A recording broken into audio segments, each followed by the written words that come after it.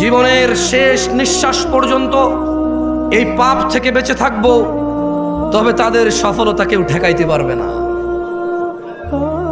ফামান যুহজিহা আনিন নার ওয়া উদখিলাল জান্নাহ, যেই ব্যক্তি আগুন থেকে মুক্তি পেল, জান্নাতে প্রবেশ করলো, ফাকাদ ফাজ, আল্লাহ বলছে সে জিতে গেল, সে জিতে গেল। কে জিতছে? কে জিতছে? যে আগুন থেকে বেঁচে গেল, জান্নাতে ঢুকলো, সে জিতছে। কে জিতছে? কে জিতছে? যে 3 গোল দিছে সে? কে জিতছে? বলেন বলেন, মুখস্থ করেন, ঠোঁটের মধ্যে নিয়ে আসেন, দেখেন না মুখের থেকে হৃদয় ঢোকে কিনা। কে জিতছে? নাকি যে ছক্কা মারছে? কে জিতছে? নাকি যে চাকরি পাইছে? কে জিতছে? নাকি যে নেতা হইছে? কে জিতছে? নাকি যে ব্যবসায়ী হইছে? কে জিতছে? যার বাপের 20 বিঘা জমি সে, নাকি যে আগুন থেকে মুক্তি পাইছে? সুসংবাদ, সুসংবাদ। কি আল্লাহ পাইছো?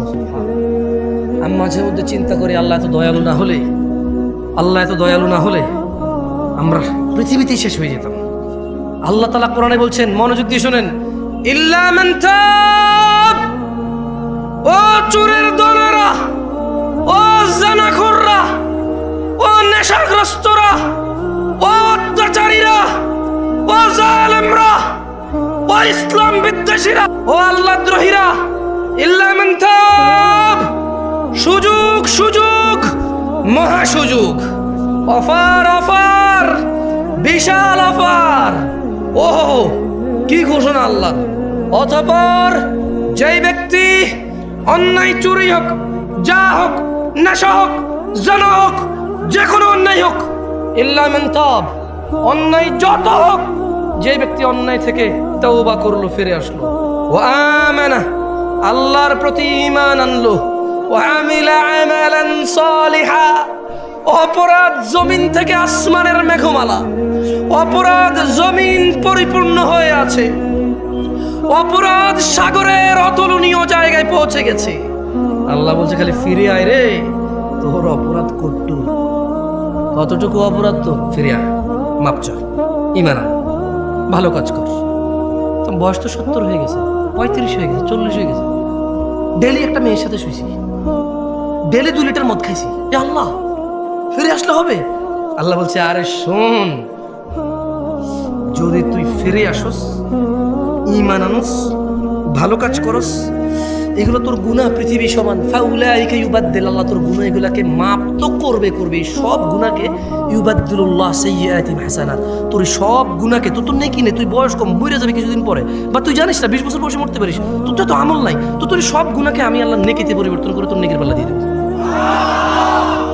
চ্যানেলটি সাবস্ক্রাইব করে আমাদের সঙ্গেই থাকুন। আমি কি একটা আমলের কথা শিখাই দেব আপনাদের, যে আমলটা আপনাকে কখনো জান্নাত থেকে মাহরুম করবে না, জান্নাতে যাবেনই যাবেন। তাহলে এটা শিখিয়ে দিয়ে এখান থেকে বিদায় নিতে পারবো, রাইট? আর কি লাগবে? আপনি কি চান আল্লাহর কাছে? আল্লাহর কাছে কি চান? কি চান? তো ওই সম্পর্কে একটু জানাই দিলে তো হলো, আর তো সারা রাত ওয়াজ করে তাহলে লাভ নাই, আমাদের মূল ঠিকানা পাই গেলে তো হইল। শিরিক করা যাবে না ভাইরা আমার। না না না, আপনাকে ভুল বলছে বক্তা। শেষ নবীর উম্মত আমরা, নবীর উম্মত তোরা কখনো শিরিক করতে পারে না, একদম ভুল বলছে। সূরা ইউসুফ, সূরা নাম ওয়া মা ইউমিনু আকসারুহুম বিল্লাহ ইল্লা ওয়া হুম মুশরিকুন। আপনার হুজুর বলছে যে একবার মুসলমানের ঘরে জন্ম নিয়ে নিলে, বাপ আর দাদা যদি মুসলমান হয়ে যায়, যদি আপনার দাদা আর বাপ কোন রকমের মুসলমান হয়, তাহলে আপনার দ্বারা শিরিক আর সম্ভব না। আপনার হুজুর বলছে, আমি বলছি, এরকম মাইকে এসে, কেমন? ওইদিকে সূরা ইউসুফ কি আমাদের নবী মুহাম্মদের উপরে সাল্লাল্লাহু আলাইহি ওয়াসাল্লাম নাজিল হয়েছে নাকি অন্য নবীর উপরে? তাহলে এখানে আল্লাহ বলছেন যে ওয়া মা ইউমিনু আকসারুহুম বিল্লাহ, আল্লাহ তাআলা বলছে যে এই যে মানুষকে তুমি দেখছো মুহাম্মদ সাল্লাল্লাহু, এদের অধিকাংশ মানুষ প্রথমে ঈমান আনে। প্রথমে কি আনে? কি আনে? মানে এরা স্বীকার করে। বাচ্চা দেয় কে? বৃষ্টি দেয় কে? সুস্থ করে কে? এরা ঈমান আনে। ইল্লা ওয়া হুম মুশরিকুন। তবে এদের যারা ঈমান আনে এদের অধিকাংশ 50%-এর উপর হলো মুশরিক, শিরিক করে। ওই কল্পনা থেকে বের হন যে আপনার বাপ দাদা মুসলমানের জন্য আপনার দ্বারা শিরিক হবে না, কেমন? ওটা থেকে বের হন।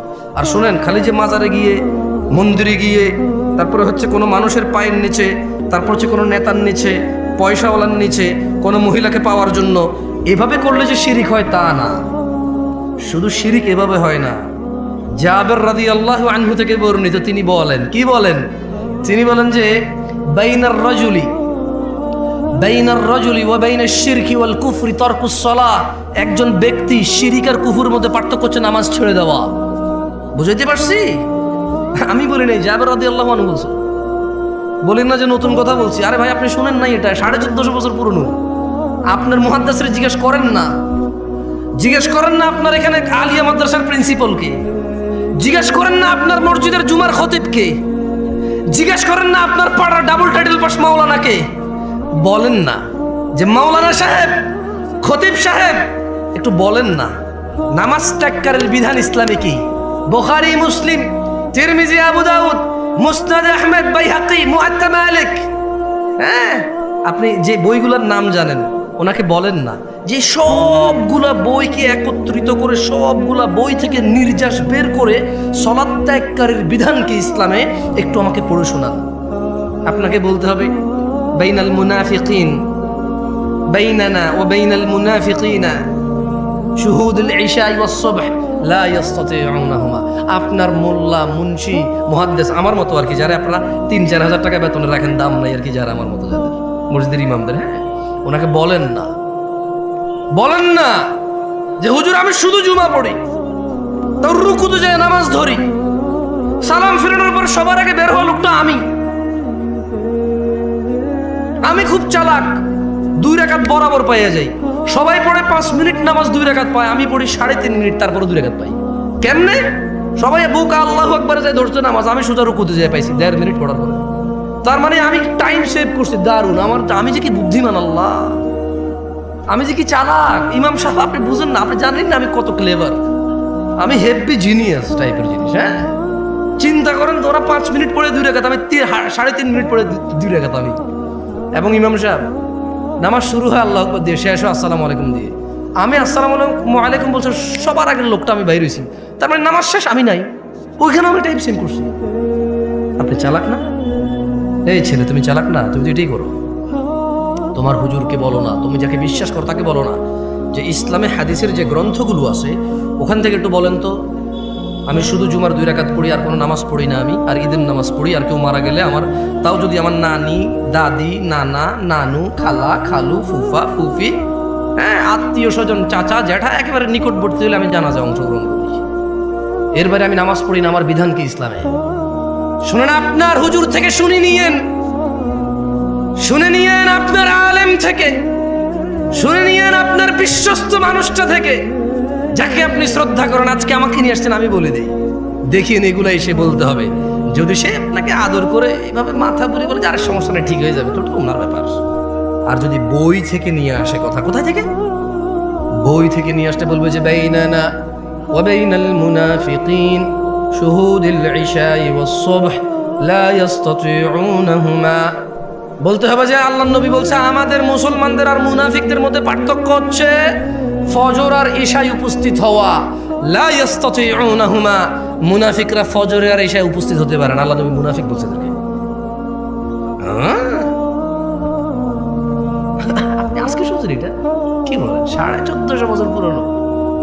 এটা আমি বলতে হচ্ছে কেন জানেন? আপনি বলবেন যে দূর থেকে কোন ছেলে আসছে, বাপ দাদা 14 গোষ্ঠী শুনি নাই, ও নতুন কথা কয়। না, আপনি শুনছেন আজকে, এইটা নতুন কথা না। এটার বয়স 1450 ক্রস করছে। কেমন? মানে আপনার আব্বার আব্বা, তার আব্বার আব্বা, তার আব্বার আব্বা, তার আব্বার আব্বা, তার আব্বার আব্বা, তার আব্বার আব্বা, তাদের সবার আব্বার আব্বার আগে কথা এটা। আপনি বলবেন যে কি কথা বলে, বাপ দাদার জন্মে শুনে নেই। আর দূর, তোমার বাপ দাদার 14 গোষ্ঠীর 14 বার যোগ্য লেয়ার আগের কথা এটা। এত পুরনো কথা তুমি শুনো নাই কখনো, সময় পাও নাই শুনতে। এটা বলতে হবে। আরেকটা কি বলবে? আরেকটা বলতে হবে যে যে বাইনাল আবদি ওয়া বাইনাল কুফরি তারকুস সালাহ, কাফের আর মুমিনের মধ্যে পার্থক্য হচ্ছে নামাজ ছেড়ে দেওয়া। এটা বলবে উনি, যদি উনি বই থেকে বলতে হয়। কেমন 90% মুসলমানের দেশ, বলো মারহাবা, বলো হ্যাঁ, বলতে থাকো। তোমার ক্ষমতা অনেক না, তুমি নিজেকে নেতা বললে নেতা, সুদর্শন বললে সুদর্শন, কবি বললে কবি, লেখক বললে লেখক, তুমিই তো তুমি তো বলো নিজেকে মুসলমান মুমিন বলো, তোমার মর্জি। কিন্তু মনে রাখবা, ইয়াউমা লা তামলিকু নাফসুন লিনাফসিন শাইআ ওয়াল আমরু ইয়াউমাইযিন লিল্লাহ। ওই দিনকে ভয় করো যেদিন কোনো মানুষের কোনো ক্ষমতা কোনো কাজে আসবে না, একচ্ছত্র মালিকানা সিদ্ধান্ত নেওয়ার ক্ষমতা থাকবে কার? ওই দিনকে ভয় করো। ওই দিন মুসলমান বললে মুসলমান হওয়া যাবে না। আল্লাহর নবী বলে গেছে যে নামাজ ত্যাগ করে সে কুফরি করে। এখন বলবো জামশেদ মজুমদার এসে ফতোয়া দিয়েছে নামাজ ছাড়লে কাফের। আমি কখন বললাম রে ভাই? জাবের রাদিয়াল্লাহু আনহু বলছে আল্লাহর নবী বলছে যে নামাজ ছাড়ে সে কাফের। যে নিয়মিত নামাজ ছেড়ে দেয়, যে নামাজকে পরিত্যাগ করেছে, যে নামাজকে ছেড়ে দিয়েছে, যে নামাজকে নামাজের সাথে কোনো সম্পর্ক রাখলো না, নিজের সম্প্রীতি রাখলো না, কিছু রাখলো না, যে শরমে নামাজ পড়ে, জুমা না পড়লে মানুষই কি করবে? আরে বেটা ভাই আমার, জুমা আর জোহর দুইটাই ফরজ। কেমন জুমার দিনের যে 2 রাকাত জুমা আর শনিবারের যে 4 রাকাত জোহর দুইটাই ফরজ। কেমন আল্লাহ আমাদেরকে বোঝার তৌফিক দান করুন। তো আপনাদেরকে এমন একটা তথ্য, ও আর একটা ওই যে বললাম বাইনার রাজুলি ওয়া বাইনাশ শিরকি ওয়াল কুফরি তারকুস সালাহ। নিশ্চয়ই বান্দা মুশরিক কাফেরের মধ্যে পার্থক্য হচ্ছে নামাজ ত্যাগ করা। বহু দূর থেকে আসছি, এই পুরো কাউনিয়ার সবাই যদি জান্নাতে চলে যায়, যদি আমি না যেতে পারি, এতে আমার কোনো সফলতা নাই। এই পুরো কাউনিয়ার সবাই যদি জাহান্নামের নিম্ন স্তরে চলে যায়, যদি আমি মুক্তি পেয়ে যাই, এতে আমার কোনো লস নাই। তাই এমন একটা ইবাদতের কথা, এমন একটা দুষ্কৃতির কথা, এমন একটা পাপের কথা বলে যেতে চাই, যেই পাপকে পরোয়া করলে এই রাজাঘাটের মানুষের জান্নাত হবেই হবে। আমি বলিনি, আল্লাহ বলেছে। যদি রাজাঘাটের নারী ও পুরুষরা, যদি রাজাঘাটের ধনী ও দরিদ্ররা, যদি রাজাঘাটের যুবক ও বৃদ্ধরা, সুস্থ অসুস্থরা যদি সিদ্ধান্ত নেয় এই পাপ সম্পর্কে আমরা সতর্ক হব, জীবনের শেষ নিঃশ্বাস পর্যন্ত এই পাপ থেকে বেঁচে থাকব, তবে তাদের সফলতা কেউ ঠেকাইতে পারবে না। ফামান যুহজিহা আনিন নার ওয়া উদখিলাল জান্নাহ, যেই ব্যক্তি আগুন থেকে মুক্তি পেল, জান্নাতে প্রবেশ করলো, ফাকাদ ফাজ, আল্লাহ বলছে সে জিতে গেল, সে জিতে গেল। কে জিতছে? কে জিতছে? যে আগুন থেকে বেঁচে গেল, জান্নাতে ঢুকলো, সে জিতছে। কে জিতছে? কে জিতছে? যে 3 গোল দিছে সে। কে জিতছে? বলেন বলেন, মুখস্থ করেন, ঠোঁটের মধ্যে নিয়ে আসেন, দেখেন না মুখের থেকে হৃদয় ঢোকে কিনা। কে জিতছে? নাকি যে ছক্কা মারছে? কে জিতছে? নাকি যে চাকরি পাইছে? কে জিতছে? নাকি যে নেতা হইছে? কে জিতছে? নাকি যে ব্যবসায়ী হইছে? কে জিতছে? যার বাপের 20 বিঘা জমি সে, নাকি যে আগুন থেকে মুক্তি পাইছে? সফলতা আল্লাহর কাছে জান্নাত ছাড়া আর কিচ্ছু না। এই পৃথিবীতে এমন কিছু নেই যেটা পেলে আল্লাহ মানুষকে সফল বলেছে। আল্লাহ বলেছে যে আগুন থেকে রেহাই পেল, জান্নাতে প্রবেশ করলো, ফাকাদে ফাজ, সে জিতে গেল। তো ইয়া আল্লাহ, সে কত গোলে জিতলো, কত রানে জিতলো? ফাযা ফাওজান আযীমা, সে পৃথিবীতে যত শ্রেষ্ঠ, এই মানুষের জন্য যত শ্রেষ্ঠ কিছু আছে সবচাইতে বড়টা জিতছে সে, এর চাইতে আর কিছু বড় নেই। লুকমান হাকিম বলেছিল, আল্লাহ মুহাম্মদ সাল্লাল্লাহু আলাইহি সাল্লামকে বলতেছেন, ওয়াইদ ক্বালা লুকমান, আল্লাহ বলল যে আর স্মরণ করুন যখন লুকমান বলেছিল তার পুত্রকে, ইয়া বুনাই ওয়া হুয়া ইয়ালি ইবনি, তার পুত্রকে যখন সে বলেছিল ওয়া হুয়া ইয়াইদুহু, ওয়াজ করতেছিল। কি করতেছিল? কি করতেছিল? আমি কি করতেছি এখানে আজকে? গত বছর এখানে কি হয়েছে? এর আগের বছর যত হুজুর আসে কি করে এখানে? যত শ্রোতা আছে কি শুনে এখানে? ওয়াজ শুনে। লুকমান হাকিম তার ছেলেকে ওয়াজ করছে। এদেশের বাপেরা হুজুর নিয়ে এসে ছেলেকে ওয়াজ শোনায়, নিজেরা ওয়াজ করে না। যেদিন বাপ তার ছেলেকে ওয়াজ করবে, স্বামী তার স্ত্রীকে, দাদা তার নাতিকে, নাতি তার দাদাকে, মা তার মেয়েকে, বাপ তার মেয়েকে, চাচা তার ভাতিজিকে, মামা তার ভাগ্নিকে, ভাগিনাকে, পাড়া প্রতিবেশী তার পাড়া প্রতিবেশীকে যেদিন ওয়াজ করবে, সেই দিন ওই একটা ইসলামের বিধানকে প্রস্তুত করার জন্য দু চারটা সুন্নতকে ছোট করা লাগবে না, সেদিন সবাই জেনে যাবে। কেমন?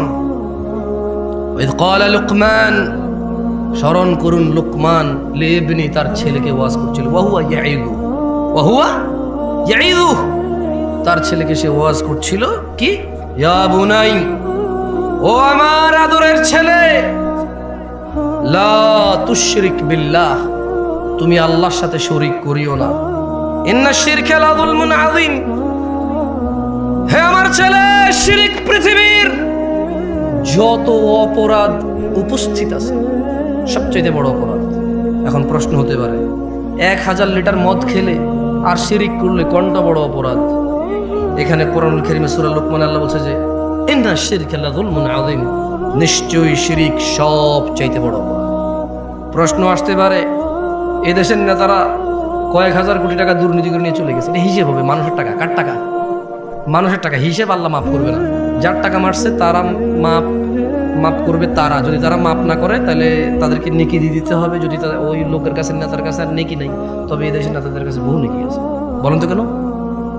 এই মসজিদ মাদ্রাসার লোকেরা নেতার কাছে যায় 2 লাখ টাকার জন্য দাঁড়ায় থাকে। ওর বাপ কি করতে তুই যে 2 লাখ টাকার জন্য গেলি? ও কোত্থেকে টাকা আনবে? এই ওর বাপ কি করতো আমি চিনি না, ওর বাপের ও নিজে কি করতো? এই মসজিদে 1 লাখ, ওই মাদ্রাসায় 2 লাখ, ওই স্কুলে 5 লাখ, ওই এতিমখানা মেয়ের বিয়েতে 10 লাখ আনে করতে গেলে টাকা। ওর বাপের কয় বিঘা জমি ছিল রে? ও কি ব্যবসা করে? কত ব্যবসার নাম? ওর কাছে যাই যা দাঁড়ায় থাকো টাকার জন্য। তো টাকা যেহেতু দিচ্ছে, যেখান থেকেই আনে, যেহেতু টাকা দিচ্ছে, এ ভাই আমি আওয়ামী লীগ বিএনপি বলছি না ভাই, চোর বদলানোর কথা আমি বলি না, কি বদলানোর কথা আমি বলি না।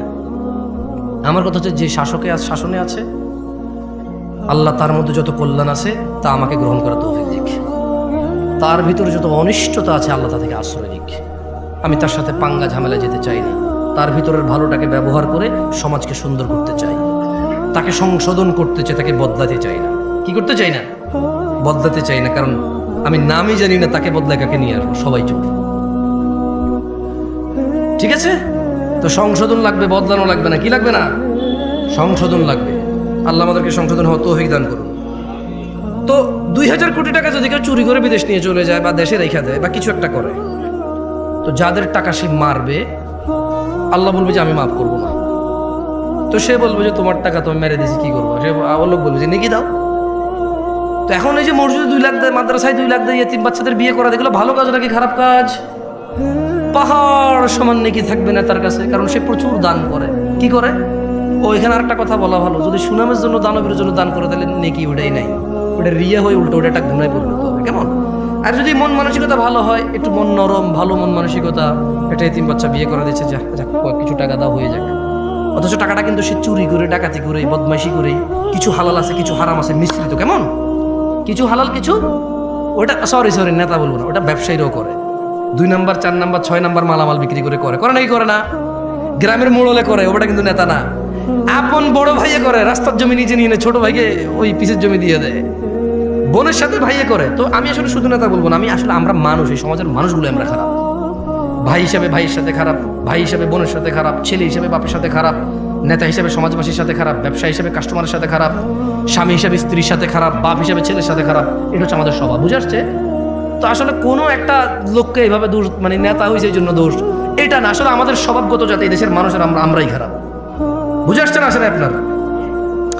তো এখন ইন্না শিরকা লাযুলমুন আযীম, লোকমান বলছে যে ছেলে তুমি আল্লাহর সাথে শিরিক করিও না। কেন? বলো যে শিরিক সবচেয়ে পৃথিবীর বড় অপরাধ। তো এখন যদি আপনি প্রশ্ন করেন কত বড় অপরাধ, 1,00,000 কোটি টাকা যদি মারিয়ে দেওয়া হয়, এটা কিয়ামতে আল্লাহ মাফ না করলে, এ হলো চোর যে টাকা মারছে, এ হলো যার সম্পদ তারা, বা সে একক বা তারা অধিক, এর যত নেকি আছে একে দিতে হবে। দিতে দিতে আর নেকি নেই, কিন্তু লোক বাকি আছে। এখন এই পৃথিবীতে এমন একটা মানুষ আছে যার গুনাহ নাই? আছে? একটা মানুষ কি পাওয়া যাবে যার গুনাহ নাই? তো এখন এই যে ওই যে চোর বাটপার অন্যের হক মাইরা খাইছে, এর কাছে আর নেকি নাই, এখন লোক বাকি আছে যাদের হক এর কাছে রয়ে গেছে, এদের গুনাহগুলো সব এর কাছে আসবে। ইন্না লিল্লাহি ওয়া ইন্না ইলাইহি রাজিউন। সেই নেকির পাহাড় নিয়ে এসে মানুষ সবার গুনাহ নিয়ে গুনার পাহাড় নিয়ে যাবে। এবারে আসেন, এরপরে কি হবে? এর সমস্ত নেকি শেষ, সব মানুষের গুনাহ এর কাছে চলে আসছে, এইবার কি হবে? ওর একটা প্রশ্ন থাকতে পারে না? ধরে নেন ওর শিরিক করে নাই, কি করে নাই? কি করে নাই? আল্লাহ বলছে যে ইয়াগফিরু লিমান ইয়াশা, যাকে খুশি মাফ করে দেবে। বুঝে দিবেন নাই কি বলছে আল্লাহ? আরে ভাই, চোরদেরকে উৎসাহিত করতেছি না, ভুল বুঝিয়েন না আপনারা। অধিকাংশ চোরই মুশরিক বেনামাজি, অধিকাংশ চোর মুশরিক বেনামাজি, অধিকাংশ চোর ডাকাত আল্লাহকে অস্বীকার করে। আচ্ছা, একটা কথা বলি আপনাকে, মাশাআল্লাহ আপনার ঠান্ডা চুপ আছে, একটু মনোযোগ দিয়ে শোনেন। জেনা করা কি? ন্যাংটা থাকা কি? ন্যাংটা থাকা কি? আরে আমি নাস্তিক, আমরা জোর করব। ন্যাংটা থাকা কি? গুনাহ। গুনাই তো, হারাম তো গুনাই। শরম না? শরম না? শুকর খাওয়া কি? আচ্ছা, কালকে বাংলাদেশের বইতে লেখা হলো, আমি ওয়াল্লাহি, আল্লাহ সাক্ষী, আল্লাহ সাক্ষী, কসমে বিল্লাহি তাআলা, আল্লাহকে সাক্ষী রেখে বলছি, আমি বর্তমান যে সরকার বা এর আগের সরকার বা পরে কি আসবে আমি এত নন অফ কনসার্ন না। ধরেন এই দেশে শিক্ষা নীতিমালা হয়, অনেক কিছু বইতে আসতেছে, যেমন এই দেশের সায়েন্স আর্টসের অনেক বইতে লেখা আছে সব ধর্ম ম্যান মেড, মানুষের বানানো ধর্ম, কেমন লেখা আছে বইতে। আপনি কি করবেন? কি করবেন আপনি? টিচার পড়াবে না? এটা পড়াবে, ছাত্ররা পড়বে। ধরেন কালকে বইতে লিখলো, বছরে একটা দিন আমরা নির্ধারণ করব, ওই দিনের নাম দিব আমরা দুঃখ ভোলা দিবস। কি ভোলা দিবস দিব? আরে ভাই, যারা মাতাল তারা সবাই কয় কেন খায়? কয় দুঃখ বলার জন্য খায়। বুঝতে পারছি না পারি নাই? একটা সিগারেট খোর পর্যন্ত সিগারেট খায় দুঃখ বলার জন্য। কি বলার জন্য? দুঃখ বলার জন্য। তো ধরেন এরকম একটা দিবস চালু হলো তর্কের খাতিরে, যে বছরে একদিন আমরা সবাই সুন্দর করে সেজে গুজে মেয়ে ছেলে একাকার হয়ে আমরা দুঃখ বলা দিবস পালন করব। ধরেন টিচাররা এটা শিখাবে, বাচ্চারা বলো তো দুঃখ বলা দিবস কোন দিন? আমরা বললাম অমুক দিন। এরপর আমরা সবাই আইলাম, বাপের থেকে 2, 4, 500, 1000 যেই টাকা বিয়ার পাওয়া যাবে, মদ পাওয়া যায়, সবাই 1 বোতল 2 বোতল করে নিয়ে আইলাম। নিয়ে আয়া আমরা সবাই একসাথে হইলাম, হয়ে আমরা কি পালন করব? দুঃখ ভোলা দিবস। আপনি আপনার বাচ্চাকে মদ কিনে দিবেন? দিবেন না? কেন? কেন? ও আচ্ছা, মাশাআল্লাহ, ইউ কেয়ার অ্যাবাউট দ্য হারাম। আপনি হারাম সম্পর্কে পরোয়া করেন? জাযাকুমুল্লাহ খায়র।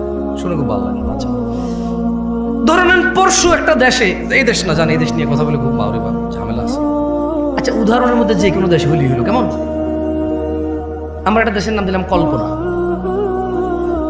ও না, ওটা মনির খানের হয়ে যাবে পরে, সমস্যা। ওটা দিয়ে চলে অবস্থা। কি নাম দেওয়া? একটা দেশের নাম দেন তো, মানে কাল্পনিক। ভাই, এটা বাংলাদেশের ভিতরে, আমি এই দেশ নিয়ে কথা বলতে চাই না, আমি পাগল। এত বড় ভুল আমি করবো না, দাঁড়ান। টংটাং, কারণ টংটাং দেশে যে কোনো কিছু হইতে পারে। যে দেশের নাম টংটাং, সেই দেশে যে কোনো কিছু হইতে পারে। এখন একটা দেশের নাম ধরে নেন টংটাং, ওই দেশে কিছু মুসলমান বসবাস করে, কিছু হিন্দু বসবাস করে, কিছু বৌদ্ধ বসবাস করে, কিছু খ্রিস্টান বসবাস করে, কিছু নাস্তিক বসবাস করে, কিছু ইহুদি বসবাস করে, নাসারা বসবাস করে, এভাবে বহু ধর্মের ধর্মমান বসবাস করে। ধরে নেন ওই দেশের গভর্নমেন্ট হঠাৎ করে বলল, আমরা সৌন্দর্য প্রদর্শন দিবস পালন করব। কি দিবস? এবং তারা তাদের শিক্ষকদেরকে বলে দিল, বইতে একটা অধ্যায় সৌন্দর্য প্রদর্শন অধ্যায়। কি অধ্যায়? তো ওই দিন আমরা যাপন করব কিভাবে? তারা বললো যে সৌন্দর্য যেহেতু প্রদর্শন, তাইলে সবাই জামা কাপড় ছাড়া আসলেই ভালো হবে, পুরুষ দেখা যাবে। আরে আশ্চর্য, হাসতেছেন কেন? কি প্রদর্শন? তাইলে যার শরীরে যতটুকু অংশ আছে, যে যত বেশি করে দেখাবে সে পুরোটাই দেখাইলো, রাইট? এটা তাদের লজিক। এটা কার লজিক? তাদের লজিক। কোন দেশের? টংটাং দেশের লজিক। এখন টংটাং দেশের মুসলমানরা বলো, কি আমার বাচ্চাকে আমি ঘর থেকে জামা কাপড় কোনো কিছু ছাড়া স্কুলে পাঠাবো আজকে সৌন্দর্য প্রদর্শন দিবস পালন করার জন্য? শুধু বইতে লেখা আছে তাই? শুধু সরকার বলছে তাই? শুধু এদেশের বড়রা বলছে তাই? শুধু এদেশের ইঞ্জিনিয়াররা, ডাক্তাররা বলছে তাই? এদেশের যাদের ক্ষমতা আছে তারা, এদেশের যারা পয়সাওয়ালা তারা, যারা সুন্দর করে ক্লিন শেভ করে হাঁটে তারা, যাদের they look so handsome, that's why তাদেরকে দেখতে খুব হ্যান্ডসাম দেখা যায়, এই জন্য আমি তাদের কথা মেনে নেবো। আমার বাচ্চাকে আমি ন্যাংটা পাঠাবো? আমার 12 বছরের যুবতী মেয়ে, আমার 15 বছরের যুবতী মেয়ে, আমার 18 বছরের যুবতী মেয়ে, আমার 20 বছরের যুবক ছেলেকে আমি কাপড় চোপড় ছাড়া পাঠাবো? ইম্পসিবল। বলবে, রাইট? আপনারা বলবেন? এরকম বলবেন তো না? দেখতে টংটাং দেশের মতো আপনারা বলবেন, রাইট? আচ্ছা, এরপর ধরেন কিছুদিন পর দিবস একটা আসবে, দুঃখ বলা দিবস। টংটাং দেশে কি বলা দিবস আসবে? ওই দিন বইতে এরকম লেখা থাকবে, স্যাররা শিখাবে, শোনো, জানে না, বুঝে নাও, এরকম একটা দিন আসছে, অমুক দিন অমুক কিছু করছে, সে যেহেতু চলে গেছে, তাহলে আমরা প্রচুর দুঃখ পাই তার জন্য। আমরা কি করবো? আমরা মদ খাবো। কি খাবো আজকে? টংটাং দেশ যে কোনো কিছু হইতে পারে ভাই। এখন টংটাং দেশের মুসলমান হঠাৎ বলো, কি আস্তাগফিরুল্লাহ, কি পাগল নাকি রে ভাই? ও আমার ক্ষমতায় আছে, ও আমার নেতৃত্বে আছে, আমাকে শাসন করবে, অন্যায়ের প্রতিবাদ করবে, আমি ভালো করলে পুরস্কৃত করবে, খারাপ করলে শাস্তি দিবে। ও মদ খাওয়াবে কেন আমার বাচ্চাকে? টংটাং দেখছে মানুষ এটা মেনে নেবে না, বাচ্চাকে বলবে আজকে স্কুলে যাওয়ার দরকার নাই, যা হয় হবে, বাদ দাও। বলবে কি না? আপনারা কি করবেন? তো এই যে যারা আমাদের জন্য, ভাষার জন্য, স্বাধীনতার জন্য, আমাদের জন্য এই পৃথিবী ছেড়ে চলে গেল, এই দেশ থেকে তারা সুন্দরী স্ত্রী, ছোট ছোট বাচ্চা কাচ্চা খুলেছিল, বৃদ্ধ বাবা মা ছিল তাদের, তারাই হয়তো পরিবারের একমাত্র উপার্জনকারী ছিল। ওর স্ত্রীর গর্ভে একটা 9 মাসের বাচ্চা ছিল। ও বেচারা ভাষার জন্য হোক, স্বাধীনতার জন্য হোক, ওর স্ত্রী সন্তানের ইজ্জত রক্ষার জন্য হোক, আর পরাধীনতায় বিরক্ত হয়ে নিজের পরবর্তী প্রজন্মকে স্বাধীন একটা রাষ্ট্রে দিয়ে স্বাধীনতা দিয়ে যাওয়ার জন্য হোক, ও বেচারা লড়াই করতে চলে গিয়ে জীবন দিয়ে দিল। ওর বাচ্চাটা ভূমিষ্ঠ হলো ইতিম হয়ে। ওর বাচ্চাটা পৃথিবীতে আসার আগে ইতিম হয়েছে, ও জীবন বিলিয়ে দিল। এখন আপনারা বলছেন যে ওদেরকে আমরা স্মরণ করতে হবে টন টন টন টন টন টন টন গান গাইয়া। আপনারা বলতেছেন যে তারা যেহেতু আমাদের জন্য জীবন দিয়ে চলে গেছে, একটা দিন আমরা নির্ধারণ করব, ওই দিন মুসলমানের ছেলে মেয়ে একত্রিত হয়ে, একাকার হয়ে, সেজে গুজে, ফুল মাথায় দিয়ে, খোপায় দিয়ে, ছেলে তার হাতে ফুল নিয়ে, মেয়ে তার খোপায় ফুল নিয়ে যাবে, কোনো এক পাথরে দাঁড়াবে, ছবি তুলবে, জুতা নিয়ে উঠবে না, মোজা নিয়ে উঠবে না, নানা ধরনের নিয়ম থাকবে। আর সারা দিন শুধু আল্লাহ যে মিউজিককে হারাম করেছে, ইসলাম যে মিউজিককে হারাম করেছে, মদ হারাম করেছে কে? ন্যাংটা হওয়া হারাম করেছে কে? মিউজিক হারাম করেছে কে? তো টংটাং দেশের মানুষ তো মিউজিকটা আল্লাহ হারাম করেছে, এই জন্য মিউজিক দিয়ে কাউকে সম্মান করবে না। আপনারা কেন করছেন? টংটাং দেশের মানুষের মতো হইতে পারবে না, এতটা বিবেকহীন হয়ে গেছে। মানে বইতে লেখা থাকবে, কেউ একজন বলবে, আচ্ছা মৃত ব্যক্তি গান বাজালে সম্মান পায়, এটা কে বলছে ভাই? মিউজিক বাজাইলে যে আমার জন্য উৎসর্গ করেছে তার প্রাণ, যে আমার মাথার মণি, যে আমার আবেগের জায়গা, আল্লাহ তাদের উপর, সবার উপর সন্তুষ্ট হলো, জান্নাত দান করুন। যার যার ইমান আমল যতটুকু ছিল আল্লাহ প্রত্যেকটুকু কবুল করুন, আর আল্লাহ তাদের সাথে ইনসাফ করুন। যেহেতু আমরা জানি না এখানে হিন্দু, বৌদ্ধ, মুসলিম সবাই ছিল, আল্লাহ ইনসাফ করুন। আল্লাহ কি করুন? কথা বলছিলাম, লুকমান তার ছেলেকে ওয়াজ করছিল, লা তুশরিক বিল্লাহ, আল্লাহর সাথে শরীক করিও না। ইন্নাশ শিরকা লাযুলমুন আযীম, শিরক সবচাইতে বড় পাপ। কত বড় পাপ! এই পৃথিবীর সমস্ত জিন আর মানুষ একত্রিত হয়ে যদি কোনো পাপ রটনা করে, এর চাইতে বড় পাপ। শিরক কত বড় পাপ! ছোট্ট একটা উদাহরণ দে, যদিও এই উদাহরণ কিচ্ছু না, ওয়াল্লাহি এই উদাহরণ একেবারেই মিলবে না, তবুও দিচ্ছি। একটা লোক পুরুষ, একটা লোক মহিলা, এই পুরুষ এই মহিলাকে বিয়ে করেছে, বুঝে আসছে? এখন তারা স্বামী স্ত্রী। এখন এই মহিলা জোরে জোরে কথা বলে, এই পুরুষ তাকে বলে যে তোর এত জোরে কথা বলে আমার ভালো লাগে না রে। মহিলা তাও জোরে কথা বলে, পুরুষ বিরক্ত বলে যে কোন পাপ করছে জীবনে, বিপদ গলায় করছে। বাট মহিলাকে ঘর থেকে বের করে না, কি করে না, গায়ে হাত দেয় না, বিরক্ত হয়। ওর বউ পান খায়, বললো যে তুই এত অল্প বয়সে পান খাওয়া শুরু করে দিলি, এমনি এমনি চা বাঁচতে আরে আমার বিচ্ছিরি লাগে দেখতে আমার। কিন্তু বউকেও তালাক দেয় না, বাপের বাড়ি পাঠায় না, গায়ে হাত তোলে না, ওর জন্য জামা কিনে, কাপড় কিনে, ওর জন্য সুন্দর সুন্দর চুড়ি কিনে, লিপস্টিক কিনে, আলতা কিনে। ওর বউটা ওর মায়ের সাথে বিয়াদবি করে, কি সুন্দর করে বোঝায়, তুইও তো মা হয়েছিস, আমাদের তো বাচ্চা কাচ্চা আছে, আমার মাটা বাপের একমাত্র পোলা আমি, আমার তো দুইটা ভাই নাই যে আমি যদি খেয়াল না রাখি আরেক ভাইয়ের বউ খেয়াল রাখবে, একটু খেয়াল রাখ না, আমরা ভদ্র পরিবারের লোক, আমি যদি তোর গায়ে হাত তুলি এখন, তোর সাথে ঝগড়া করি, মানুষ কি বলবে? ছেলের মাও বোঝে যে পরিবারটা সম্মানী, এই জন্য ছেলের বউ যত কিছুই করুক অতটা মানে প্রতিক্রিয়া দেখায় না, মনে করে যে বোঝে না, অবুঝ, এরকম করে ছেড়ে দেয়। ও বউয়ের গায়ে হাত তোলে না, বাপের বাড়ি পাঠায় না, তালাক দেয় না। ছেলেটা প্রায় তার বউয়ের মোবাইল এঙ্গেজ পায়, যখনই বলে তোমার মোবাইল ব্যস্ত পেলাম কেন, বউ বলে যে খালার সাথে কথা বলতেছি, মার সাথে কথা বলতেছি, বোনের সাথে কথা বলতেছি। সে প্রায় এঙ্গেজ পায়, বিরক্ত হয়। ছেলেটা তার বউকে বলে তুমি ফেসবুক কেন চালাও, আমার পছন্দ না। তার বউ বলে যে চালাবো না, এরপরে বলে যে শুধু এই তো মাঝে মধ্যে একটু স্ক্রলিং করবো, আমি কারোর মেসেজ টেসেজ দিই না। ছেলেটা প্রায় দেখে যে ও বউ ফেসবুক চালায়, সে বিরক্ত হয়, বউর গায়ে হাত তোলে না, বাপের বাড়ি পাঠায় না, তালাক দেয় না। হঠাৎ যদি এই ছেলেটা ঘরে এসে দেখলো তার বউয়ের বিছানায় অন্য পুরুষের সাথে বউ শুয়ে আছে, এখন কি করবে সে?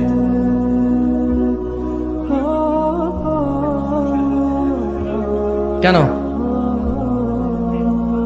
রাগে মেরে ফেলবে কেন? ও কি ইসলাম বোঝে না? ও তো মুসলমান ছেলের কথা বলতেছি আমি। তুমি কোন ছেলে, তুমি কোন ধর্মের ছেলে? ইসলামে কোন মহিলা পুরুষ ধরা পড়ে গেলে মেরে ফেলার তোমার বিধান আছে? সরকার মারবে? কে মারবে? কে মারবে? বিবাহিত মহিলাকে পাথর মেরে মেরে রজম করবে কে? জেনাকারী কে রজম করবে? কে রজম করবে? তুমি তো গায়ে হাত দিতে পারো না, তুমি ধর্ম বুঝো না। তো যটুক আছে ওটুক নিয়ে মস্করা করো, গজল গায়া গায়া, যটুক টুকটাক দেখা যায় ওটুক নিয়ে মস্করা করো, গজল গায়া, গান গায়া, সিনেমা নাটক গায়া, কৌতুক করে ধর্ম শিখাও। এখন সিনেমা করে দেখি তো, টেলিভিশনে আসে একটা ইসলামের শিক্ষা, কোরআন হাদিস দিয়ে আর হচ্ছে না, এবার নাটক করে শিখাইতে হবে। এই পর্যায়ে চলে গেছো তুমি। কেন আমার বাপ মেরে ফেলবা কেন? ওর বউ আরেকজনের সাথে শুয়ে আছে, তুমি মেরে ফেলবা কেন তোমার বউ? তোমার মেরে ফেলা বৈধতা আছে ওই মহিলাকে? বলে যে মেরে ফেলবে আগে, ওকে তালাক দেওয়া বৈধতা আছে, ওকে বাপের বাড়ি পাঠিয়ে দেওয়ার বৈধতা আছে, মুসলমান শাসকের হাতে তুলে দেওয়ার বৈধতা আছে, যে বিচার হোক। আর বিচার হবে কেন? বিবাহিত মহিলা জানা করলো কেন? বিবাহিত পুরুষ জানা করলো কেন? ওর বিচার হবে, ওকে পাথর বেঁধে মেরে ফেলতে হবে। কে মারবে? শাসক মারবে, পুলিশ। এই দেশে পুলিশ আছে না, অথবা কোনো বাহিনী তৈরি হবে, সরকার তৈরি করবে। কে তৈরি করবে? হুজুর আমাদের দেশ সরকার। তো আমি তোমার দেশ নিয়ে কথাই বলতেছি, আমি কথা বলতেছি ইসলাম নিয়ে। আমি কি এখন বাংলাদেশকে হিসেব করে কথা বললে হবে? ইন্ডিয়া, পাকিস্তান, সৌদি আরব, ইরান, নেপাল, ভুটান নিয়ে কথা বললে হবে? আমি কথা বলতে হবে ইসলামের বিধান নিয়ে। এবার কি তোমার আছে আর কি তোমার নাই? যা তোমার আছে তা তুমি পাবা, আর যা তোমার নাই জব তুমি আল্লাহকে দিবা। আমি এখানে কি করবো? আমার কি করার আছে, কি ক্ষমতা আছে আমার করার? এই তোমরা কি কথা বুঝো আমার? এখন এই ছেলেটা দেখলো তার স্ত্রী অন্য কারো বিছানায় শুয়ে আছে। আচ্ছা, এই যে তার মাকে কষ্ট দিল, এই যে মহিলা জোরে জোরে তার সাথে কথা বলে, এই যে মহিলা পান খায়, এই যে মহিলা সারা দিন ব্যস্ততা, মোবাইলে ব্যস্ত পায়, এই যে মহিলা ফেসবুক চালায়, ও কিন্তু তালাক দেয় নাই, দিছে? বলেন তো এবার ও রাখবে? আপনি বললে একটা পুরুষ, অথচ ওর বউকে যদি ওই পুরুষের সাথে না দেখতো, ও জানতেই পারতো না। এই কথা জানতে পারতো? ক্ষমতা আছে? ধরেন ওর বউ একটা পুরুষের সাথে শুইল, ও 3 দিন পরে বাড়ি আসলো, ও ওর বউর সাথে শুইল, ওর কি বুঝার ক্ষমতা আছে ওর বউ আরেকজনের সাথে ছিল? আরে জোরে জবাব দেন ভাই।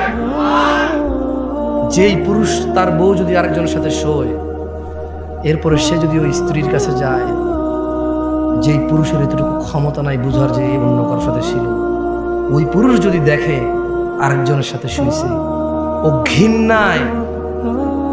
ঘৃণায় লজ্জায় রাগে ক্ষোভে দুঃখে ওকে পুরো পৃথিবীর বিনিময় দিলেও বলবো যে বউ আমি রাখবো না ভাই।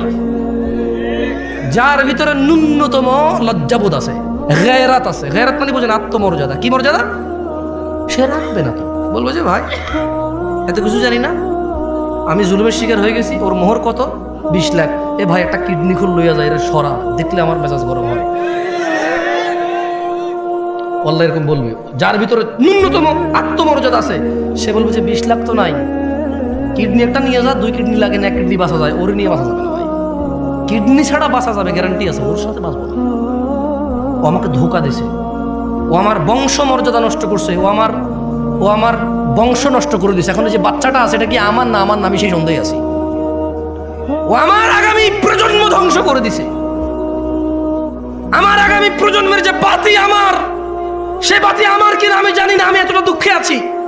এবং যে নিষ্পাপ সন্তানটা আছে ওর ঘর থেকে হইছে, ওকে বিদায় করে দেওয়ার পর ওই বাচ্চাটাকে দেখলে আমার ওর কথা মনে পড়বে, আর আমি সন্দেহে থাকবো এটা কি আমার বাচ্চা না অন্য কারো। ওকে সরাও, কিডনি নিয়ে যাও, ওকে সরাও, 1 কিডনি দিয়ে বাঁচা যায়। ও আমার আগামী প্রজন্ম ধ্বংস করে দিছে, ও আমার বংশের বাতি শেষ করে দিছে, ওকে সরাও। সেই জায়গায় শিরিক আল্লাহ কিভাবে মানবে? অথচ তিনি জানে ওয়াহুয়া খালাকাক, তিনি তোমাকে সৃষ্টি করেছে কোথায় থেকে? এক বিন্দু তুচ্ছ পানি থেকে, যেটা তোমার বাপের পাজরের হাড়ে ছিল, এই পিছনের হাড়ে ছিল যে পানিটা, ধাক্কা দিয়ে যে পানিটা বের হয়, যে পানিটা যে কারো হাতে লাগলে গোসল করতে হয়, এভাবে ঘিন ঘিন করে টিস্যু দিয়ে মুছে ফেলবে, এমন তুচ্ছ পানি হতে তোমাকে সৃষ্টি করছে। তুমি তো মনে করো তুমি জোয়ান, তোমার বাপ জোয়ান ছিল না, তুমি মনে করো তুমি জোয়ান থেকেই যাবা, ছোট ভাই আমার, তুমি আর বৃদ্ধ হবা না, খবরদার। আন আবি বকর রাদিয়াল্লাহু আনহু قال, আবু বকর রাদিয়াল্লাহু আনহু থেকে বর্ণিত তিনি বলেন, قال النبي صلى الله عليه وسلم, আল্লাহর রাসূল সাল্লাল্লাহু আলাইহি সাল্লাম বলেছেন, আলা উনাব্বিউকুম বিআকবারিল কাবাইর, ও আমার উম্মতরা, তোমাদেরকে কি আমি বলে দেব পৃথিবীর সবচেয়ে বড় অপরাধ কি? قالوا بلى يا رسول الله, সাহাবারা সবাই বললেন, হ্যাঁ আল্লাহর রাসূল, আপনি বলে দেন না, এই পৃথিবীতে যত অপরাধ আছে সবচেয়ে বড় কোনগুলা? উনি বললেন সালাসান, 3 বার আল্লাহ নবী বলল, আমি কি তোমাদের বলে দেব পৃথিবীর বড় অপরাধ কোনটা? আবার বলল, আমি কি তোমাদের বলে দেব না পৃথিবীর বড় অপরাধ কোনটা? আবার বলল, আমি কি তোমাদের বলে দিব না এই পৃথিবীর সবচেয়ে বড় অপরাধ কোনটা? 3 বার বললেন। সাহাবারা বলল, হ্যাঁ আল্লাহ নবী সাল্লাল্লাহু আলাইহি সাল্লাম বলে দেন। বলেন, আল ইশরাকু বিল্লাহ, পৃথিবীর সবচাইতে বড় অপরাধ আল্লাহর সাথে শিরিক করা।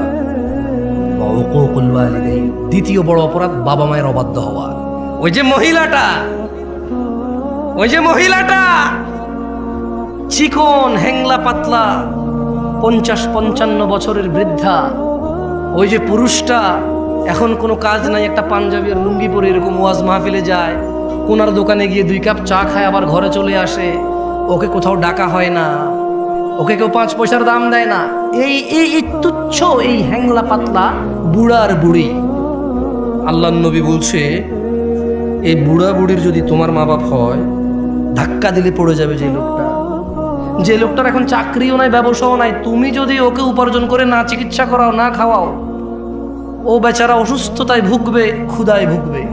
এমন দুর্বল একটা মানুষ, আল্লাহর নবী বলল যে পৃথিবীর বড় অপরাধ ওয়া উকুকুল ওয়ালিদাইন, এই পৃথিবীতে সবচেয়ে বড় অপরাধ শিরক। কি? তারপরের অপরাধ হচ্ছে বাপ মায়ের অবাধ্য হওয়া। তুমি তো বলো হুন্ডা না কিনে দিলে ঘর কোপায় ফেলবা ভাই আমার, তুমি বলো তোমার বাপকে হুন্ডা না কিনে দিলে ঘর কোপাবা, তুমি বলো তোমার বাপকে জন্ম দিছস কর্ম দিস না, কা বই পড়ে শেখে এগুলো না, পাগল ছেলে। ওর ক্ষমতা কত জানো? এই যে বুড়া লোকটা যারে তুমি বলো যে আপনি কিচ্ছু বুঝেন না, শুধু শুধু কথা বাড়ায় না এই জায়গায়, ওর ক্ষমতা জানো? এই যে তুমি যে জান্নাত, মানে যেখানে না গেলে আগুনে জ্বলবা, হ্যাঁ, এই জান্নাতের যে দরজা দিয়ে ঢুকবা না, এই বুড়া লোকটা এটার চৌখাট। এটা কি চৌখাট? এটা নাই মানে দরজাই নাই, এটা নাই মানে কি দরজায়। বোঝো ওর ক্ষমতা, ওর ক্ষমতা বোঝো। নেতার সাথে লাগবা, একবারে পিটায় সোজা করে দিবে। ভয় তুমি সুন্দর ব্যবহার করো। কোন প্রশাসনের সাথে লাগবা, মামলা মোকদ্দমায় ফেসে যাবা। ব্যবসায়ীর সাথে লাগবা, ও টাকা টোকা খরচ করে এমন বানান দিবে, এমন ট্র্যাপে ফেলবে, জীবনে মুখ দেখাইতে পারবা না, তোমার ঘরে মহিলা ঢুকাই দিবে। আর এই যে বুড়া লোক কি করতে পারবে জানো? জান্নাত থেকে তোমার এমন লাথি মারা বের করে দিতে পারবে। তুমি জানোই না এর ক্ষমতা কত। এই বুড়া লোকটা তোমার অনন্ত জীবনের সুখ কেড়ে নিতে পারে, এত ক্ষমতা তার। মামলায় জেলে গেলে 60 বছর পচবা, অমুক ব্যবসায়ীর সাথে লাগে গেলে 50 বছর ভুগবা, সে মারা যাবে বা তুমি মারা যাবা, ম্যাটার সলভ, ক্লোজ। বুঝে আসছে না? আসে নাই? আর এই বুড়া লোকটার সাথে যদি লাগো না, এই বুড়ির সাথে যদি লাগো না, অনন্ত জীবন, যেখানে আর মৃত্যু হবে না, ফিনিশ। ধাউ ধাউ আগুন, নাজ্জাআতাল লিশ-শাওয়া, যে আগুন মানুষের চামড়া খসে দেবে, এমন আগুনে ঢুকে ও ফেলে দেবে। কে ফেলবে? এ বুড়া লোক, যারা তুমি 5 আনার দাম দাও না। আব্বা আমাদের বড় ভাইরে এটা করছেন, ওটা করছেন, আমার দেন নাই। আব্বা আমরা সবসময় ছোট বলার দিকে টানেন। আব্বা আপনি কি করছেন, অমুক দেখেন তার পোলারে কি দিছেন, আপনি কি দিছেন। কার সামনে কথা বলো? তুমি চিনোই নাই। তুমি কি করো নাই? চিনোই নাই। হ্যাঁ, ও হিন্দু হলো, তুমি বিশ্বাস করো তোমার বাপ যদি হিন্দু হয়, তোমার বাপ যদি বৌদ্ধ, খ্রিস্টান, ইহুদি, নাসারাও হয়, তুমি না, তোমার আব্বা যদি বলে যে আল্লাহর সাথে শিরিক করে, বলতে হবে যে আব্বা আমি এক আল্লাহ ছাড়া করে, আব্বা আমার জোর করে। ইব্রাহিম আলাইহিস সালাম একজন নবী, খলিলুল্লাহ, রাসূল, সুবহানাল্লাহ। উনি মিথ্যা কথা বলছে, চিন্তা করেন। তারপর বাপের সাথে বিয়ে করতে পারে নাই। বাপে বলছে যে ইব্রাহিম আসো আমরা পূজা করি। ইব্রাহিম আলাইহিস সালাম হঠাৎ করে বলেছে, আব্বা আমার খুব খারাপ লাগতেছে। কি লাগতেছে? আব্বা আমি অসুস্থ ফিল করতেছি, আমার যাইতে ভালো লাগতেছে না। বাপ বললো যে ঠিক আছে, যেহেতু অসুস্থতা ফিল করতেছে বাদ দাও। ওহি পাঠায় কে? উনি খলিলুল্লাহ, আল্লাহর বন্ধু। কার বন্ধু? আল্লাহর বন্ধু। উনার ওরস মানে উনার জন্মে একটা ছেলে আসছে, যার পানি লাগতো, কান্নাকাটি করতেছিল। সুবহানাল্লাহ, আল্লাহ জমজম দিয়ে দিছে ওখানে। কি দিছে? মানে ইব্রাহিম আলাইহিস সালাম কে ভাই? ছোট ভাই আমার, তুমি ইব্রাহিম আলাইহিস সালামের পরিচয় জানো? আরে না, তুমি জানো না তো। আরে তুমি জানো না ইব্রাহিম আলাইহিস সালাম কি? কে? উনি ওনার স্ত্রী আর সন্তানকে রেখে মরুভূমিতে চলে গেছে। স্ত্রী সন্তানের জন্য আল্লাহ খলিল ইব্রাহিম আলাইহিস সালাম আল্লাহর বন্ধু। বন্ধুর বউ বাচ্চা কষ্ট পাচ্ছে, আল্লাহ ওখানে জমজম দিল। কি এতে খাদ্য আছে, পানিও আছে। মানে তুমি কলা খেলে যেরকম খাদ্য হয়, ভাত খেলে যেরকম খাদ্য হয়, পানি খেলে যেরকম 30টা মেটে পানি হয়, জমজমের পানিতে খাদ্যের গুণাগুণ আছে, পানির গুণাগুণ আছে। বুঝছো? মানে কারণ তো মরুভূমি তো কিচ্ছু নাই, তো পানি খেয়ে বেঁচে থাকতে হবে। সুবহানাল্লাহ, এত ভালোবাসে আল্লাহ ইব্রাহিম আলাইহিস সালামকে। এত ক্ষমতাবান মানুষ, এত ক্ষমতাবান মানুষ। বাপ বললো যে চলো পূজা করবা। আব্বা খুব খারাপ লাগছে। বললো যে আরে আমার ছেলেটা খারাপ লাগতেছে। আচ্ছা ঠিক আছে যাও। তুমি বুঝছো? বলা যাবে না আব্বা আপনি মুশরিক, আর তুমি বলো যে আব্বা আপনি বেকার, আব্বা আপনি জুয়া খেলেন, বাপারে মারতে যাও। তুই কি করছস? জুয়া খেলছো সারাদিন। আমার ও আল্লাহর বান্দা, জুয়া কি তোর সাথে অপরাধ রে? জুয়া তোর সাথে অপরাধ? তোর বাপের, তোর বাপ নেশা করে, তোর সাথে অপরাধ বেটা। হ্যাঁ, এই নেশাখোরটারই তো খাচ্ছিস এখন পর্যন্ত, এই জুয়ারিটা তো খাচ্ছিস এখন পর্যন্ত। এখন পর্যন্ত যে বিয়ে করতে যাবি না, ওর পোলা হিসেবে তোর কাছে মেয়ে বিয়ে দিব মানুষ। তোর অত যোগ্যতা রে, তোর মেয়ে বিয়ে দিবে। এই এত খারাপ মানুষটা এখনো তোর ছত্র ছায়া আছে, তোর ছায়া হয়ে আছে রে। এত খারাপ লোকটা এখনো তোর ছায়া। এখনো তুই ছাদের নিচে বৃষ্টি থেকে আর রোদ থেকে বাঁচিস, ওর বানা। এখনো যে অমুক জায়গায় ঘুষে দিয়ে আমাকে দাঁত ভেঙে ফেলছিস, কার ছেলে? অমুকের। আরে ওর বাপটা তো খুব মিশুক মানুষ, আমাদের বন্ধু মানুষ ছিল। আচ্ছা ছাড়ো, আমি ওর বাবার সাথে কথা বলবো। এই যে তুই মারামারি করছিস, ওর জন্য বেঁচে গেছিস রে ছোট ভাই আমার। কত ক্ষমতাবান মানুষের সাথে বেয়াদবি করিস। আহ ছোট ভাই আমার, বাপ মায়ের সম্মান কর। পৃথিবীর সবচেয়ে বড় অপরাধ হচ্ছে আল্লাহর সাথে শিরিক করা। ওয়া উকুকুল ওয়ালিদাইন, পিতামাতার সাথে অন্যায় আচরণ করা। যাই হোক, ওয়াজালাসা ওয়া কানা মুত্তাকিয়ান ফাকাল, আল্লাহর নবী হেলান দেওয়া ছিল, দুইটা অপরাধের কথা বললো। একটা কি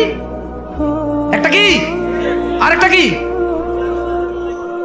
এই তৃতীয় একটা অপরাধের কথা বলতে গিয়ে ওয়াকানা ওয়াজালাসা ওয়াকান, উনি এভাবে হেলান দিয়ে বসা অবস্থায় এই দুইটা বলছে। কিভাবে হেলান দেওয়া অবস্থায়? যে কোনো ভাবে উনি হেলান দেওয়া ছিল, ঠিক আছে? তো এরপরে উনি হেলান থেকে উঠে গেছে, উঠে গিয়ে বললেন আলা ওয়া কাউলু জুর, মিথ্যা সাক্ষ্য দেওয়া। কি সাক্ষ্য দেওয়া? কি সাক্ষ্য দেওয়া? কি সাক্ষ্য দেওয়া? এই দেশে একজন লোকের জেল হয়ে গেছে খারাপ মানুষ ছিল বলে। ওই সাক্ষীকে পরে ধরার পরে বললো যে আমি দেখিনি। দেখেন, পৃথিবীর সবচেয়ে বড় অপরাধ শিরক, তারপরে বাপ মা। আল্লাহ নবী হেলান দিয়ে বলছেন দুইটা কথা।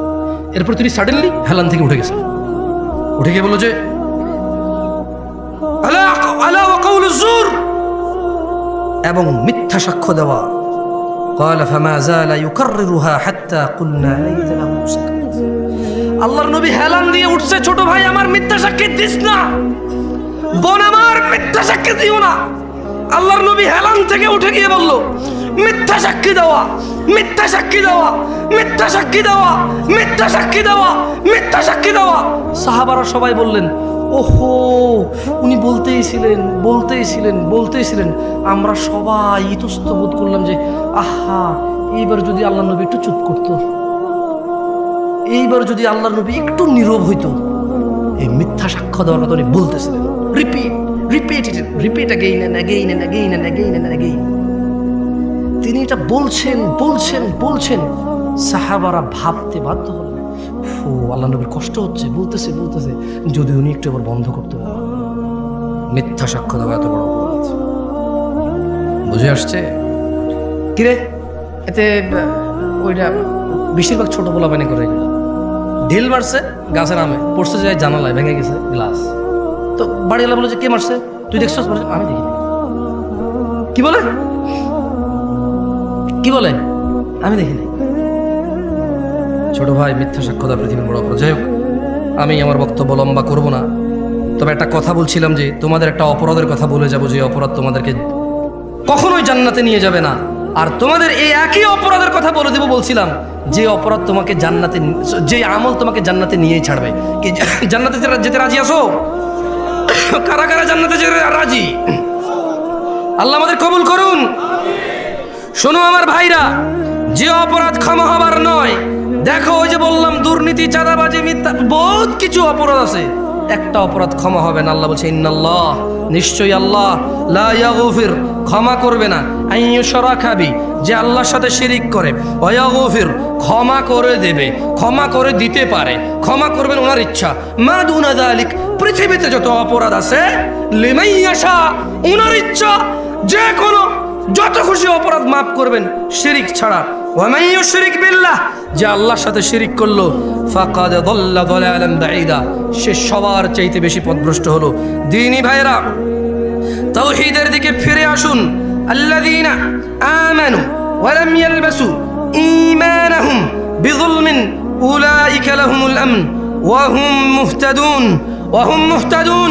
হিদায়াত প্রাপ্ত কেউ নয় এই পৃথিবীতে, কোন মোল্লা, মুন্সি, গাজী, হাজি, মুফতি, মুহাদ্দিস, সাধারণ অসাধারণ, পুরুষ নারী, ধনী দরিদ্র, কেউ হিদায়াত প্রাপ্ত নয় ওই ব্যক্তি ছাড়া। আল্লাহ বলছে যারা ঈমান আনছে। কি আনছে? এরপরে বললেন যে এবং তাদের ঈমানের সাথে শিরিককে যুক্ত করে নাই। দেখছেন, সূরা ইউসুফে বলছে ঈমান আনার পর শিরিক করে, রাইট? সূরা ইউসুফে কি বলছে? ঈমান আনার পর। এ দেখেন, এই যে এটা কি সূরা আল আনামের 83 নম্বর আয়াত, এখানেও সেম কথা বলতেছে। তার মানে মুসলমান হওয়ার পরেও মানুষ শিরিক করার সম্ভাবনা, মুসলমান হওয়ার পরে শিরিক করার কি তো নাইলে আল্লাহ কেন কোরআনে বলতেছে সূরা আল আনামে যে আল্লাযীনা আমানু, যারা ঈমান আনে, ওয়া লাম ইয়ালবাসু ঈমানাহুম বিযুলম, এবং তাদের ঈমানের সাথে শিরিক করে না, উলাইকা লাহুমুল আমন, নিরাপত্তা তাদের জন্য যারা ঈমানের মধ্যে শিরিক করে না, ওয়া হুম মুহতাদুন, এবং এরাই হেদায়েত প্রাপ্ত যারা ঈমানের সাথে শিরিক করে না। দ্বীনি ভাইরা, আমি বক্তব্য লম্বা, শেষ করে চলে যাবো, অনেক দূরে যাবো, আপনারা অনেক দূর থেকে আসছেন অনেক। দেখেন, শিরিক যদি না বুঝে আসে আপনার, আমি আপনাকে আবারও একটা হাদিস, কয়টা হাদিস? একটা হাদিস আমি আপনাকে পড়ে শোনাই, এখান থেকে বিদায় নিতে চাই। আপনারা আমার মুখে মুখে কি হাদিসটা পড়বেন? তো ঠিক আছে, শোনেন। মক্তবে পড়ছেন কারা কারা? হাত তোলেন তো। মক্তবে মক্তবে মক্তবে পড়ালেখা করছেন? মাশাআল্লাহ মাশাআল্লাহ, তাইয়্যিব তাইয়্যিব। শোনেন, বলেন আন, জোরে, আন সাঈদ ইবনুল মুসাইয়িব রাদিয়াল্লাহু আনহু আন্না রাসূলুল্লাহ সাল্লাল্লাহু আলাইহি ওয়াসাল্লাম قال, বলেন সাঈদ ইবনুল মুসাইয়িব রাদিয়াল্লাহু আনহু থেকে বর্ণিত, তিনি বলেন আল্লাহর রাসূল বলেছেন সাল্লাল্লাহু আলাইহি ওয়াসাল্লাম। আমি গজল বেশি একটা পছন্দ করি না, কেন জানেন? কারণ গজলে নবীউন নবীউন নবী, নবী নবী নবী বলতে থাকে, সাল্লাল্লাহু আলাইহি ওয়াসাল্লাম বলার সুযোগ নেই গায়কের। গায়কের কি বলার সুযোগ নাই? কারণ সুর মিলাতে চাইলে সুর পাল্টে যাবে। কি পাল্টে যাবে? আচ্ছা, এখানে তো আলেম ওলামারা আছেন, বলুন তো আল্লাহ নবী সাল্লাল্লাহু আলাইহি ওয়াসাল্লামের নাম আসলে দুরূদ পড়তে হয় কিনা? হয় কিনা? নাকি গজলে মাপ আছে, গানে মাপ আছে, ওয়াজে মাপ আছে, বৈঠকে মাপ আছে, ঝগড়ায় মাপ আছে? না, আল্লাহ নবীর নাম আসলে আলাইহিস সালাম, মিনিমাম কি বলতে হবে? আলাইহিস সালাম। মিনিমাম কি? ধরেন সাল্লাল্লাহু আলাইহি ওয়াসাল্লাম, অনেক বড় হয়ে যায় না? একবারে বলতে পারতেছেন না, লিস্ট বলতে হবে মুহাম্মদ আলাইহিস সালাম, মানে মুহাম্মদ, ওনার উপরে দুরূদ বর্ষিত। বুঝে আসছে? তো এই জন্য আসলে আমার অনেক সময় গজল ভালো লাগে না শুনতে, বিরক্ত লাগে শুনতে। কারণ আল্লাহ রাসূল সাল্লাল্লাহু আলাইহি ওয়াসাল্লামের নাম এতবার বলে বলে বলে, বাকিরাও মাথা নাড়ায়, শ্রোতাও বলে না, গায়কও বলে না, কেউ বলে না। সুযোগই নেই, কারণ পরে সুরই মিলবে না। পরে কি মিলবে না? বলেন, সুর মিলানো জরুরি নাকি আল্লাহ নবী সাল্লাল্লাহু আলাইহি ওয়াসাল্লামকে সম্মান করা জরুরি? যাক, বলেন বাইনানা ওয়া বাইনাল মুনাফিকিন, বাইনানা ওয়া বাইনাল মুনাফিকিনা, জোরে বলেন সবাই, শুহুদুল ইশা ওয়াস সুবহ লা ইস্তাতিউনাহুমা। এখানে বলছে যে আল্লাহ নবী সাল্লাল্লাহু আলাইহি ওয়াসাল্লাম বলেছেন, মুসলমান আর মুনাফিকের মধ্যে পার্থক্য হচ্ছে ফজর আর ইশায় উপস্থিত হওয়া, মুনাফিকরা পারে না। এবার বলেন আন জাবির রাদিয়াল্লাহু আনহু, জাবির রাদিয়াল্লাহু আনহু থেকে বর্ণিত, তিনি বলেন, একটু জোরে বলেন, মুখস্থ করেন এটা। আমি চলে যাব, গত বছরও আসছে, আগামী বছরও আসবে, কোনো লাভ হবে না। আপনারা একটু মুখস্থ করেন, দেখেন কোনোদিন যদি কাজে চলে আসে। কেমন? অনেক সময় দেখেন একটা নাট পড়ে আছে, কোনো কাজে লাগে না, হঠাৎ এক জায়গায় লেগে যায়, এবং যে জায়গায় লাগে এই জায়গায়, মানে আপনি নাইলে যে কি হইতো আল্লাহ জানে, নাইলে যে কি হইতো আল্লাহ জানে। মুখস্থ করে নেন, ধরে নেন, ওই স্পায়ার নাটই ধরে নেন নাই একটা হাদিস, দেখেন না কোন দিন কোন কাজে লেগে যায়, আর আপনার কিচ্ছু লাগবে না। বলেন জাবির রাদিয়াল্লাহু আনহু থেকে বর্ণিত, তিনি বলেন আল্লাহর নবী সাল্লাল্লাহু আলাইহি ওয়াসাল্লাম বলেছেন, বাইনার রাজুলি ওয়া বাইনাশ শিরকি ওয়াল কুফরি তারকুস সালাহ। বান্দা শিরক ও কুফরের মধ্যে পার্থক্য হচ্ছে নামাজ ত্যাগ করা। এখন আপনারা শিরিক, কুফরি, মুনাফিকি এগুলোর কি পরোয়া করবেন? আপনাদের ব্যাপার। তবে একটা আয়াত পড়ে বিদায় নিব। ভালো হয়ে যাও যুবক, ছোট ভাই আমার। তোমার আব্বা জওয়ান ছিল, তো দেখো বুড়ো হয়ে গেছে, তুমি হয়ে যাও। বেঁচে থাকলে বুড়ো হওয়া আসা তুমি মরতে পারবো না। যদি বেঁচে থাকো 50, 60, 70, 80, তো বুড়া হয়েই যাবা। এই চামড়া ভাঁজ হয়েই যাবে, এই যৌবন থাকবে না, থাকবে না চিরকালে দাপট আর নেতৃত্ব আর ব্যবসা বাণিজ্য, সম্পদ, গ্রহণযোগ্যতা চিরকাল থাকবে না। ভালো হয়ে যাও ভাই আমার। আচ্ছা হুজুর, আমার বয়স 50, এক ওয়াক্ত নামাজও পড়ি না জুমা ছাড়া। হুজুর, আমার বয়স 40, জুমা ছাড়া কোনো নামাজ পড়িনি, ঈদ ছাড়া। আরেকজন বলে যে ভাই, আমি কত জেনা করেছি জানেন, কত নেশা করেছি জানেন। আজকের দিনে আমার সলিউশন কি? আমার বয়স 50, কোনো নেকি নাই। সুসংবাদ, সুসংবাদ। কি আল্লাহ পাইছো? আমি মাঝে মধ্যে চিন্তা করি, আল্লাহ এত দয়ালু না হলে, আল্লাহ এত দয়ালু না হলে আমরা পৃথিবীতেই শেষ হয়ে যেতাম। আল্লাহ তাআলা কোরআনে বলছেন, মনোযোগ দিয়ে শোনেন, ইল্লা মান তাব। ও চোরের দলেরা, ও জানাখোররা, ও নেশাগ্রস্তরা, ও অত্যাচারীরা, ও জালেমরা, ও ইসলাম বিদ্বেষীরা, ও আল্লাহদ্রোহীরা, ইল্লা মান তাব। সুযোগ, সুযোগ, মহা সুযোগ, অফার, অফার, বিশাল অফার। ওহো, কি ঘোষণা আল্লাহ! অতঃপর যেই ব্যক্তি অন্যায়, চুরি হোক, যা হোক, নেশা হোক, জানা হোক, যে কোনো অন্যায় হোক, ইল্লা মান তাব, অন্যায় যত হোক, যে ব্যক্তি অন্যায় থেকে তওবা করলো, ফিরে আসলো, ও আমানা, আল্লাহর প্রতি ঈমান আনলো, ও আমিলা আমালান সালিহা, অপরাধ জমিন থেকে আসমানের মেঘমালা, অপরাধ জমিন পরিপূর্ণ হয়ে আছে, অপরাধ সাগরের অতুলনীয় জায়গায় পৌঁছে গেছে। আল্লাহ বলছে খালি ফিরে আয় রে, তোর অপরাধ কতটুকু অপরাধ তোর, ফিরে আয়, মাপ চায়, ঈমান আন, ভালো কাজ কর। তো বয়স তো 70 হয়ে গেছে, 35 হয়ে গেছে, 40 হয়ে গেছে, ডেলি একটা মেয়ের সাথে শুয়েছি, ডেলি 2 লিটার মদ খাইছি, এ আল্লাহ, ফিরে আসলে হবে? আল্লাহ বলছে আরে শোন, যদি তুই ফিরে আসস, ঈমান আনস, ভালো কাজ করস, এগুলো তোর গুনাহ পৃথিবী সমান, ফাউলাইকা ইউবাদদিল, আল্লাহ তোর গুনাহ এগুলাকে মাপ তো করবে, সব গুনাহকে ইউবাদদিলুল্লাহ সাইয়্যাতিহিম হাসানাত, তোর সব গুনাহকে, তোর নেকি নেই, তুই বয়স কম, মরে যাবে কিছুদিন পরে, বা তুই জানিস না 20 বছর বয়সে মরতে পারিস, তোর তো আমল নাই, তো তোর সব গুনাহকে আমি আল্লাহ নেকিতে পরিবর্তন করে তোর নেকির পাল্লা দিয়ে দেবো।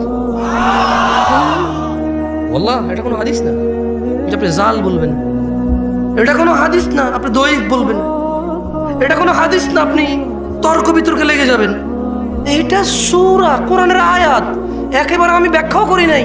আল্লাহ বলছে ইল্লা মান তাব, অতঃপর যে তওবা করে, ও আমানা, ঈমান আনে, ও আমিলা আমালান সালিহা, ভালো কাজ করে, ফাউলাইকা ইউবাদদিলুল্লাহু সাইয়্যাতিহিম হাসানাত, আল্লাহ তার সকল গুনাহকে নেকিতে পরিবর্তন করবে। এবার এই অফার আপনি নেবেন কিনা এটা আপনার ব্যাপার, তবে এই অফার পেতে হলে কি করতে হয়? প্রশ্ন তওবা কেমনে করে, প্রশ্ন তওবা কেমনে করে, গুনাহ কেমনে নেকিতে পরিবর্তন করব? শুধু মাপ না, এটি নেকি হয়ে যাবে।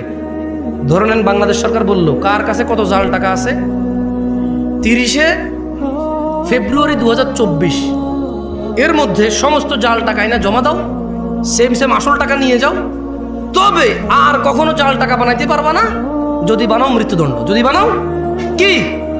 এখন এক লোক বলল যে এই যে বললো সমস্ত জাল টাকায় আসল টাকা দিবে, আমার কাছে 20,000 কোটি টাকা আছে জাল টাকা, ধরেন গভর্নমেন্ট বললো যে ডাজেন্ট ম্যাটার, যত আছে 20,000, 50,000, 1 লাখ কোটি টাকা থাক, ডাজেন্ট ম্যাটার, তবে আজকে এখানে জমা দিতে হবে, এই টাইমের ভিতরে জমা দিলে তোমার এই যত টাকা জাল আছে অত টাকার বিনিময়ে আসল টাকা দেবে সরকার, এবং এরপরে আর তোমাকে কি করবে, যদি এরপরে অপরাধ করো মৃত্যুদণ্ড, এরপর অপরাধ করো কি, এখন বলো যে 50,000 কোটি টাকা, কেউ কি মিস করবে এটা?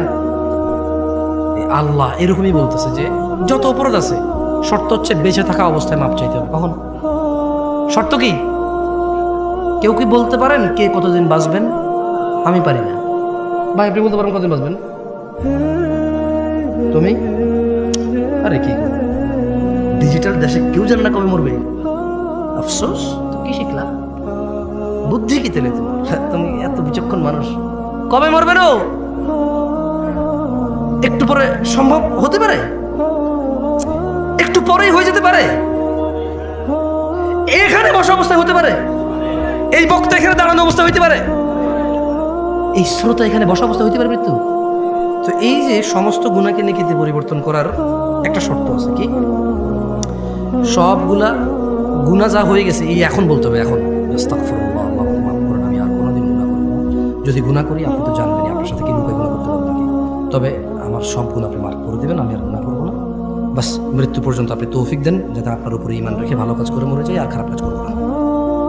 এই আল্লাহ বলছে সব নেকি হয়ে যাবে।